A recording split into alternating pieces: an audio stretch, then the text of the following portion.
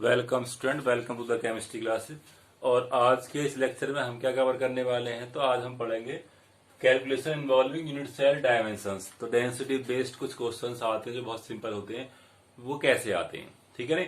अब हमें पता है कि अगर हमारे पास कोई क्यूबिक यूनिट सेल है तो हम क्या मानने के दैट से होल बॉडी।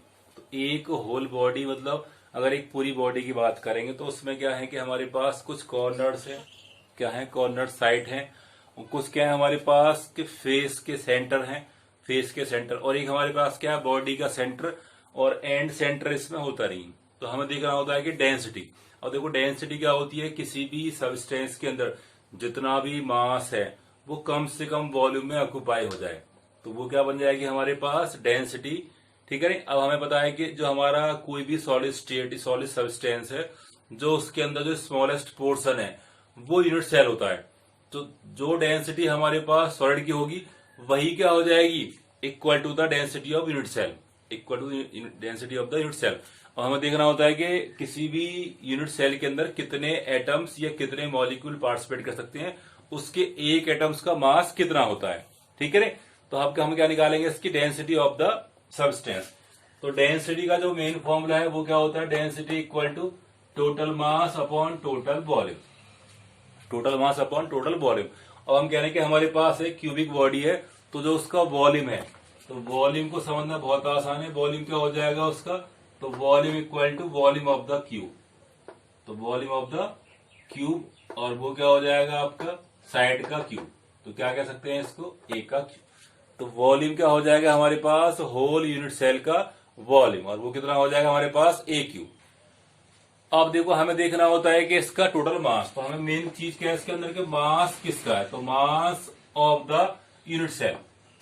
तो यूनिट सेल का जो मास है, अगर हम कह रहे हैं कि इस कमरे में 4 लोग हैं, तो उन 4 लोगों की वैसे जो मास आएगा वो क्या हो जाएगा, एक यूनिट सेल का मास। तो कह सकते हैं कि number of atoms, number of atoms in a unit cell, जिसको हम जेड कहते थे, और इनटू क्या हो जाएगा, मास ऑफ द इंडिविजुअल एटम्स। तो एक एटम का मास, तो हम क्या मानने हैं कि लेट उसका मास क्या है, स्मॉल है। अब सारे के सारे जो एटम्स है वो सेम साइज की मानने हैं, तो उसका मास भी क्या आएगा, सेम। तो आपका जो एम हो जाएगा, टोटल मास क्या हो जाएगा, Z into small M, Z into small M. तो सिंगल एटम्स के मास के लिए अगर हम मेजरमेंट करेंगे तो आपको पता होगा कि एवोगैड्रो कॉन्सेप्ट यूज करा जाता है।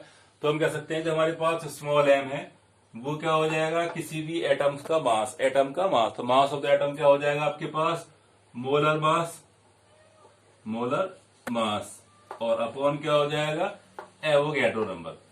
तो एन ए कह सकते हैं या एन नॉट, कुछ भी कह सकते हैं। तो ये क्या बन गया, एक एटम का मास। और यहां से हम कह सकते हैं कि हमारे पास कैपिटल एम मास, ठीक है, इसको हम कह रहे हैं एमओ कहते हैं, ये हमारे पास क्या मास। तो मास क्या था हमारे पास, Z into small M, Z into small M. और अगर हम इसको थोड़ा सा रब करते हैं चलिए, तो अब हमारे पास क्या हो जाएगा ये, तो एम क्या हो जाएगा, कैपिटल एम क्या हो जाएगा, जेड तो सेम रहता है।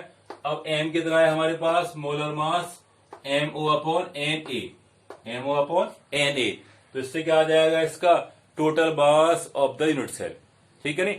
तो किसके टाइम्स है, नंबर ऑफ एटम्स, इसके अंदर 4 एटम्स है या एक एटम्स है, या हमारे पास कितने भी एटम्स है, डिपेंड करता है कि वो स्ट्रक्चर कैसी है आपके पास, सिंपल क्यूबिक है, फेस सेंटर है, किस भी तरह की है।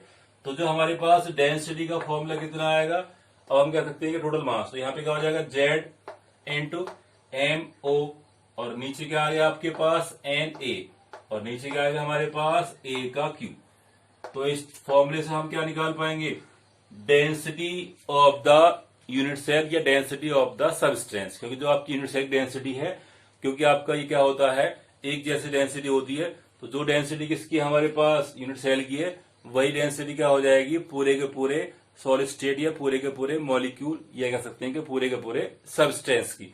अब देखो इसको हम कुछ एग्जांपल से समझते हैं। तो देखो हमारे पास एक बहुत सिंपल क्वेश्चन जो एनसीईआरटी है और एक्सरसाइज जो है आपका, और वो एग्जाम में कई बार आ चुका है। क्वेश्चन है हमारे पास कि कॉपर क्रिस्टलाइज एफसीसी, तो आपको दिया होता है कि एफसीसी में, बीसीसी में है या सिंपल क्यूबिक में है। If radius of the copper atom, copper atom के अंदर सारे क्या होंगे आपके पास, एक जैसे होते हैं। रेडियस क्या है उसकी 1 to 7.8 picometer, and find the density, density find करनी है। ठीक है। अब देखो हमें क्या चाहिए कि हमारे पास डेंसिटी का जो फॉर्मूला क्या है, Z M O upon N A into A cube. तो हमें पता है कि जेड क्या हो जाएगा इन एफसीसी, एफसीसी में जेड कितना होता है कि नंबर एटम्स कितने होते हैं हमारे पास 4, तो जेड कितना हो गया 4। और मॉलिक्यूलर मास हमें क्या दे रखा है 63.5। एन ए क्या है फिक्स वैल्यू एवोगाड्रो 6.02 10 की पावर 23। अब हमें देखना है कि इसका वॉल्यूम, तो ए क्यू कैसे निकालेंगे। तो देखो ए क्यू क्या हो जाएगा हमारे पास, अब हमें देखना होगा इसका जो आपका रेशो आया था ए का और आर का, ए का और आर का रेशो कैसे आया था, ठीक है। तो अब देखिए हमारे पास जो एफसीसी में रिलेशन आया था किसका, ए का और आर का, तो कितना आया था 4r अपॉन √2। अब हमें क्या चाहिए, देखो आर चाहिए, अगर हम इसका क्यूब कर दें तो ए का क्यूब क्या हो जाएगा 4r अपॉन √2 का क्यूब। Very simple. अब देखो हमें आर क्या दे रखा है, तो आर कितना है हमारे पास 127.8। अब देखो क्योंकि हमें जो है मोलर मास लेना पड़ेगा, एवोगाड्रो कांस्टेंट लेना पड़ेगा, तो मास का निकालेंगे आप सीजीएस सिस्टम में, तो क्या हो जाएगा इंटू 10 की पावर माइनस के 10 सेंटीमीटर। तो आर कितना हो गया 127.8 10 की पावर माइनस के 10 सेंटीमीटर, ठीक है ना। तो यदि हम क्या निकालते हैं इसकी डेंसिटी, तो वो क्या आ जाएगी। तो अब देखो हम वॉल्यूम लगाते हैं तो कितना हो जाएगा हमारे पास ए का क्यू, तो हम क्या कह सकते हैं कि हमारा ए का क्यू कितना आएगा 4 into 4r upon √2, 4r upon √2। तो क्या आ जाएगा जो हमारा ए आएगा सॉल्व करने के बाद अप्रोक्स कितना आएगा 4.7 10 की पावर माइनस 23 सेंटीमीटर क्यूब। तो आप इसको क्या है आसानी से खुद भी सॉल्व कर सकते हैं। अब हमें क्या निकालना है इसकी डेंसिटी, तो डेंसिटी का फॉर्मूला क्या जेड, तो जेड कितना होगा इसका 4, मॉलिक्यूलर मास कितना है इसका 63.5, और नीचे क्या हमारे पास एवोगाड्रो 6.022 10 की पावर 23, ठीक है नहीं 23 कर सकते हैं। और इंटू क्या हो जाएगा हमारे पास वॉल्यूम, तो वॉल्यूम कितना है हमारे पास 4.7 10 की पावर माइनस 23। तो इससे क्या आएगा हमारे पास डेंसिटी। अब यदि हम इसको सॉल्व करते हैं तो आपके आंसर है, इसके आंसर्स आपको अप्रोक्स में लेने होते हैं, तो अप्रोक्स में जो आपका आंसर आएगा वो आप कैलकुलेट करके बताइए कितना आता है। तो आंसर क्या आ जाएगा अप्रोक्स आपका 8.9 और सेंटीमीटर, तो क्या हो जाएगा हमारे पास ग्राम पर सेंटीमीटर क्यूब, सीजीएस का आएगा तो ग्राम पर सेंटीमीटर क्यूब। तो ये क्या हो जाएगी डेंसिटी ऑफ द कॉपर। तो कॉपर डेंसिटी ऑलमोस्ट इतनी होती है। तो ये क्या था आपका calculation on the basis of density of the copper. तो जो हमने पढ़ा है आज क्या पढ़ा है कि डेंसिटी के बेस पर हम कैसे निकालते हैं। तो इस तरह क्वेश्चन में आपको पूछ सकता है कि इसके अंदर जेड कितना है या मॉलिक्यूलर मास कितना, अगर आपको डेंसिटी बाकी टर्म दे रखा होता है। तो सिंपल कॉन्सेप्ट है आपके पास कि मास अपॉन वॉल्यूम। टोटल मास क्या होता है टोटल एटम्स की वजह से, और वॉल्यूम क्या आएगा हमेशा क्यूब का वॉल्यूम ए का क्यू आता है।